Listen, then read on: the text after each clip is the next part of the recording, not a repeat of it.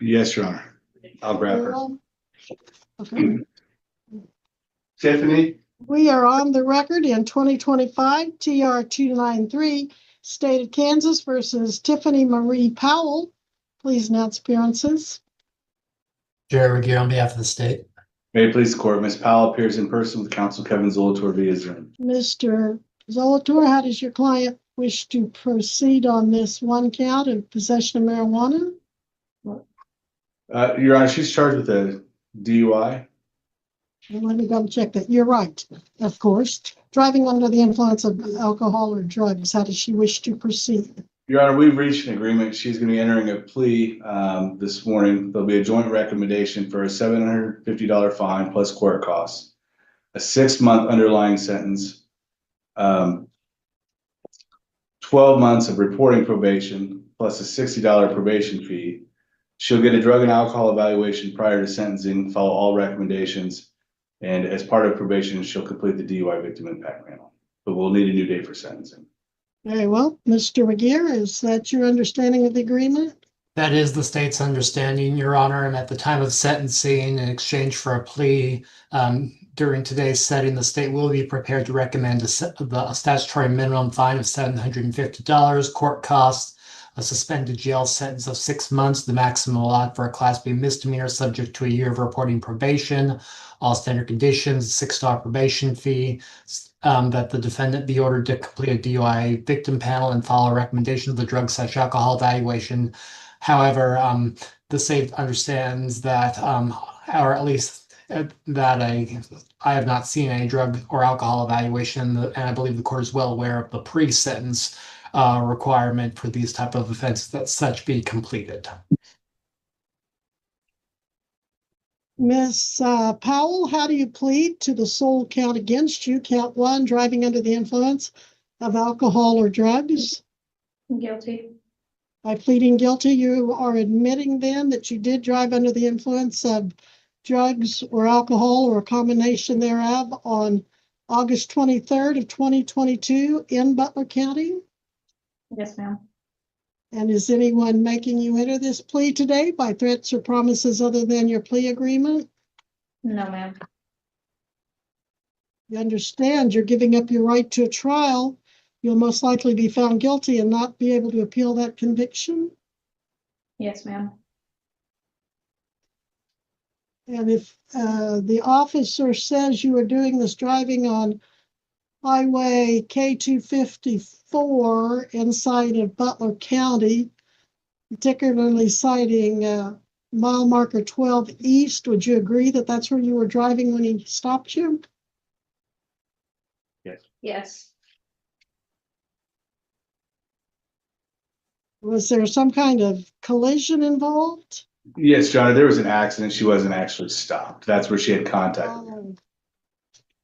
Okay, so there was some kind of car crash. Okay. And at the time you were driving, had you been taking alcohol or drugs or both? Yes. And did that keep you from safely driving? Yes. And did you take a breath or blood test? Yes. Yes. And what were the results? Your Honor, I believe it was a .198. And it was alcohol in? Yes.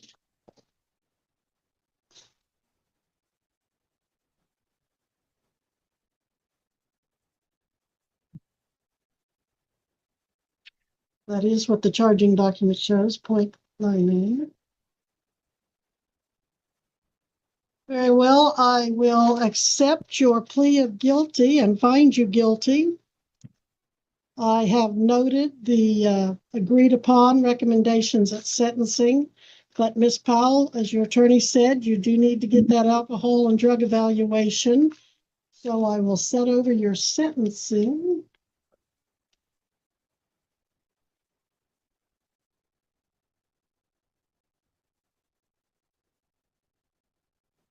Jen, do I have a list of when the next court dates are, or do you have a date for me? September 22nd, Your Honor. Okay, September 22nd at 9 a.m. You must be back here, Ms. Powell, with your alcohol and drug report and your attorney. Yes, ma'am.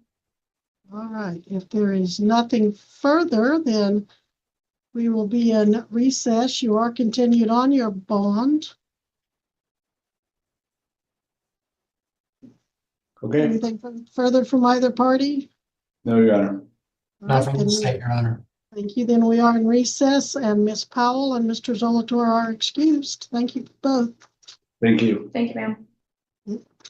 Now, Mr. Jensen, did opposing counsel show up yet? Yes, I had a note appear on the bottom of the screen that Ms. Norris is present. Miss Norris, where are you? So many names, I cannot find you.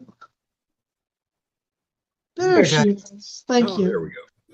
All right, we'll go back to Mr. Jensen's client.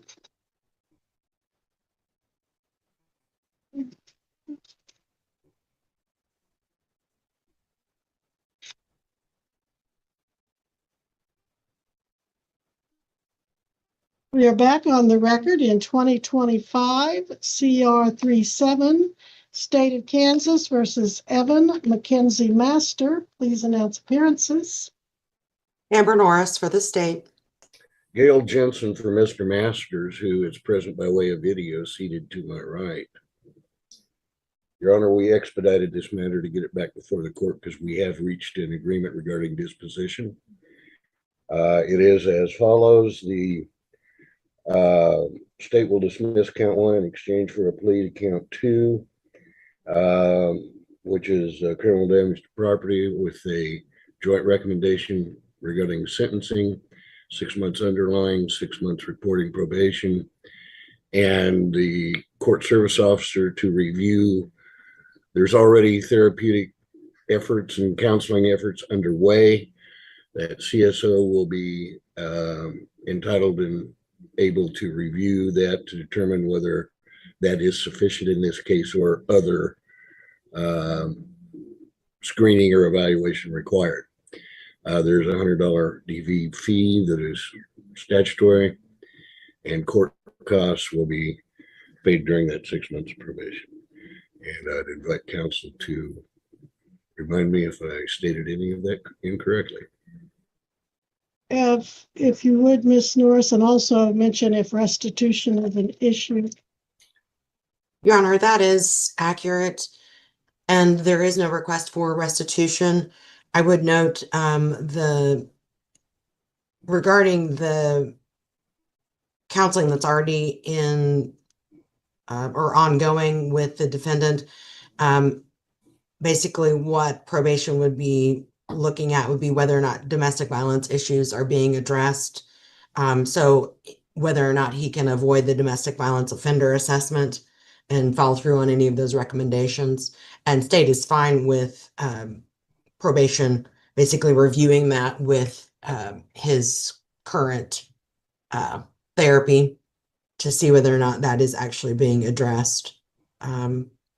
Hopefully that might clarify it a little bit more for the court. Otherwise, Your Honor, that is accurate, and state would move to dismiss count 1 upon a successful plea to count 2 as listed in the original information. I might add, for the purposes of the record, Your Honor, the restitution issue, this was a shower curtain that was damaged and it's been replaced.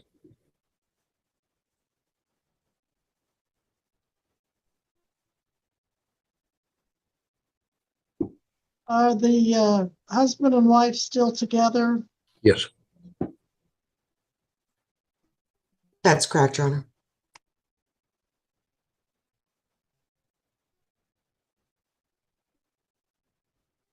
And are you pursuing a DV tag on the criminal damage, Ms. Norris?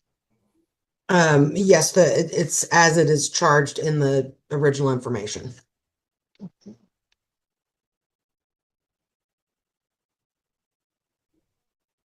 Well, I think if with that DV tag, I have to order the evaluation, which frankly I'm inclined to do anyway, if that affects any position that anyone's agreed on. Mr. Masters, have you heard Yes, ma'am. everything that's been said? Does that sound like your plea agreement? Yes, ma'am.